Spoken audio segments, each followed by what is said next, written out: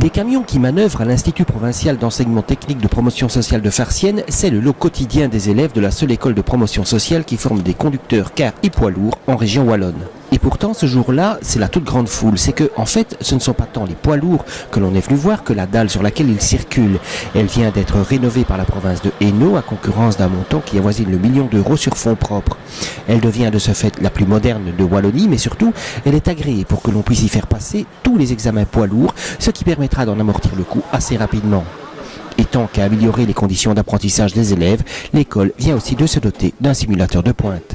C'est un outil qui est très performant, qui complète en réalité l'ensemble de l'équipement que l'on met à la disposition de la formation conducteur poids lourd, formation conducteur d'autocar. Donc c'est un équipement qui va nous permettre de mettre l'étudiant dans des situations qu'on ne pourrait pas créer lorsque l'on conduit un véhicule sur voie publique. Donc on va pouvoir modifier les conditions climatiques, les conditions de chargement du véhicule, le comportement, créer des pannes, des problèmes de frein, etc.